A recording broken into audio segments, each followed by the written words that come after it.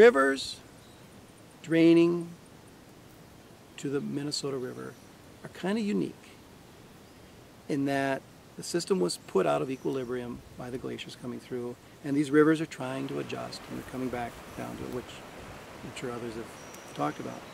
So the rivers in the Minnesota River Valley, in particular, as well as some of the tributaries to the St. Clair and the Mississippi, are naturally erosive. They are always excavating some materials from their lower parts, keep working back until they try to get to this equilibrium. So the fact that they erode is natural.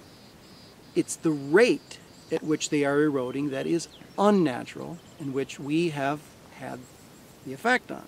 So because of agriculture, largely, particularly in these rivers, because that's the dominant land use, agriculture, whether it's the cropping patterns or the drainage, has made the rivers more erosive. We've simply put more water in the river than it was used to handling, and it's trying to adjust to it. It's a very natural thing for the river to do. As it adjusts, that sediment ends up being part of the suspended sediment load. Well, you know, these features of bluffs and stream banks and so on are natural features. So how do we know that they're actually more erosive now than they were in the past? Well, we have some indirect evidence, which is the sediment cores that we've collected, and that shows that when we fingerprint those sediments, we can see that there's more and more sediment over time coming from the rivers themselves. But that's indirect evidence. What would be nice is to have some really direct evidence, like, say, a photograph. We have photographs. Going back to about 1939, we can measure the stream channels. We measure long sections of stream channels. We don't just measure one spot on the stream. And we see that that whole stretch of river has gotten wider and wider and wider over time.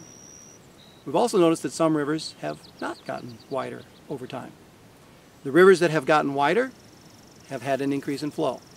The rivers that have not gotten wider have not had an increase in flow. And it all fits together and it makes sense. So we've increased flow and we've increased the channel widening. And based on these images from photographs, and we have some other information as well as from cross sections, some of the rivers have had a 50% or so increase in widening. That 50% increase is an increase in sediment loading. And you can see this when you're in a river. All rivers have features like cut banks and stream banks. It's a natural feature of a river. In a widening river, my geomorphology friends tell me the way you can see this is that if you see cut banks on all sides, and normally you'd see a cut bank and a point bar, cut bank and a point bar, erosion, deposition, erosion, deposition. But in a widening river, you see cut bank, cut bank, cut bank, cut bank. It's not depositing sediment, it's eroding.